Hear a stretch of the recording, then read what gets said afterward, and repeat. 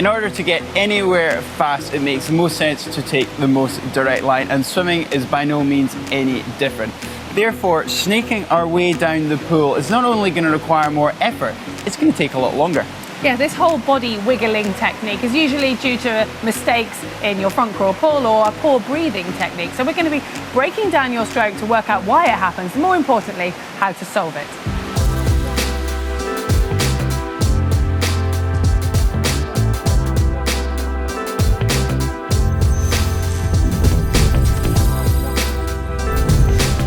Now, snaking, as you'll probably imagine, is kind of wiggling our way down the swimming pool with each arm stroke moving our body from side to side in essentially a really inefficient manner, which is going to result in us swimming quite a bit further than the 25 or 50 meters of our swimming pool length. Yeah, with your hand entering across the midline, it's then naturally going to have to pull back across your body towards your hip in order for your arm to be able to get out for the recovery. And this is known as the crossover, which is basically another term for snaking. Yeah, so this sort of overreaching action can happen on one or both sides, but if you're doing it on one side, this can start allowing us to drift off in one or the other particular direction. Now, when we're in the swimming pool, the black line or the lane rope can allow us to compensate and overcorrect, but if you're out in the open water, you could start going off in all sorts of directions. Yeah, excessive head movement is another cause, because basically if you're moving your head too much when you breathe, then the rest of your body is naturally going to follow the way that your head moves. Now, aside from the obvious wiggling of our hips all the way down the swimming pool, having a poor entry and catch position can have a lot of knock-on effects with other aspects of our stroke. Now, by overreaching past that central act, we're then going to start pulling in a diagonal motion, and this can put a lot of pressure on our shoulders, which in itself can promote injuries down the line. And even if it doesn't, it just means that we're not making use of those strong shoulder and lat areas.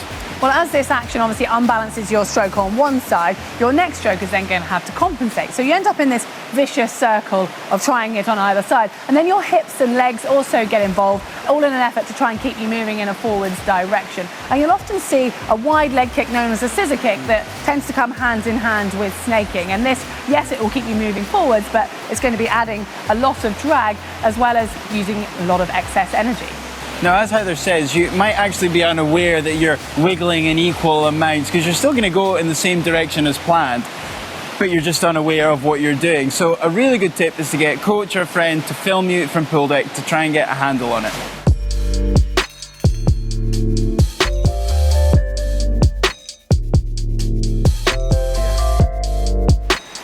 The stroke starts with the hand entry, so it makes sense we address this part first. Now, your hand obviously wants to go in a forwards direction, imagining that you're trying to reach towards the wall. But remember, your shoulders are actually wider than your eyes, so you need to make sure that your hand's going in more of that direction. If you picture on a clock, 11 o'clock and 1 o'clock respectively, that will give you a guide as to where your hand needs to be going in. But this is just a bit of a guide, because we do need to add in rotation, which then changes things again.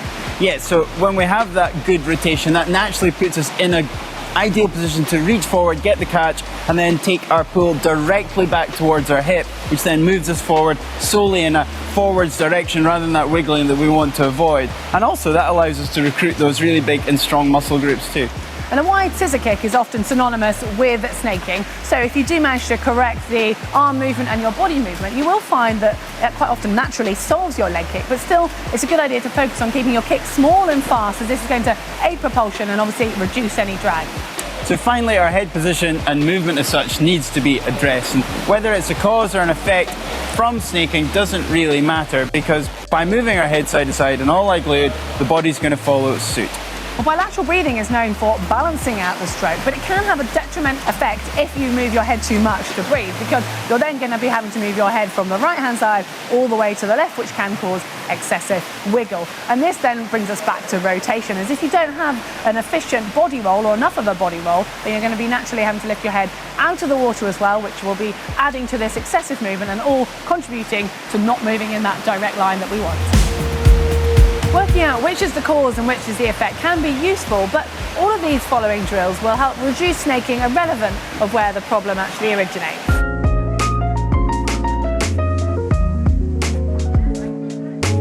Taking out your arm pull and focusing purely on your body position will help you to get body awareness in the water. So just like you would be at the start of your stroke, you're going to have one arm extended and the other arm by your side. Now it's a good idea to pop some fins on for this, as they will help with propulsion but also prevent your legs from sinking. Your extended arm needs to be underneath your body with the other arm resting on top facing the ceiling, and your whole body needs to be facing to the side of the pool or the lane rope. Now obviously this is an exaggerated amount of rotation, but when you add it back into full stroke, it should hopefully help you to find the correct amount. Now make sure you repeat it on both sides and try to add in a little bit of head movement, just enough so you can get your breath in, but taking your head back down to the center line in between.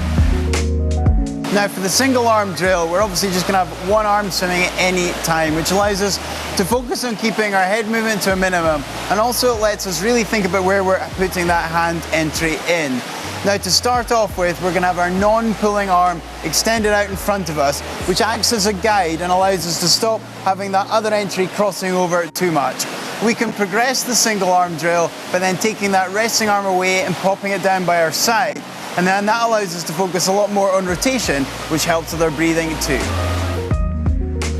Sticking with the concept of using one arm at a time and having one arm there to guide you, this leads us on to catch up. So for this, push off the wall with both arms extended, and then leave one arm out extended whilst you take a full stroke with the opposite arm, and not until you get back to the start do you then take a stroke with the other arm. Now you continue this for the whole length, but do make sure you still concentrate on rotation, as it can start to cause you to flatten your stroke out a little. Now if you think you've got a very good or even perfect hand entry, then you can use a set of finger paddles, or if you don't have a set of those, some normal paddles are perfectly fine too, but you just remove the wrist strap. Now by doing this, it really forces your hand to have the absolutely perfect entry into the water, because everything gets a little bit more floppy with the paddle without that wrist strap, or the finger paddles too. So the paddle will simply fall away if you're entering the water at the wrong angle. So using these really forces you to think about your hand entry and get that perfect catch. It's now time to head to full stroke without the paddles, but we are going to use a snorkel. Now using a snorkel is going to eliminate breathing, which should hopefully actually take away any excessive head movement, as your head can remain directly still with an eye gaze facing forwards. And with this, you should even be able to get a glimpse of your hand entry as it comes past your eyes. Finally, visualization. As you use all those drills to bring your full stroke back into play, try and think of a clock face with your left arm going in at 11 o'clock and your right arm going in at 1 o'clock. And that'll just give you a really good way to stop any of this crossing over action kicking in. But also try and get somebody to film you to really help you work on what you've been doing with all these drills to try and get everything going in the right direction. Why swim further than you need to? You'll be amazed at the improvements you can make in your swimming times by reducing and hopefully eliminating snaking. Yeah, absolutely. Now, also, you hopefully noticed the nice brightly coloured swim caps that we were using in the video today, so head over to the shop to get yourself one of those as well. Hopefully you did enjoy this video, so please hit that thumb up like button. Find the globe on screen to subscribe and get all the other videos that we do here at GTN. And if you want to see a video about 3 essential swim workouts, then you can get that here. And if you've got a problem with sinking legs and you want to know how to solve it, there's a video to help you just here.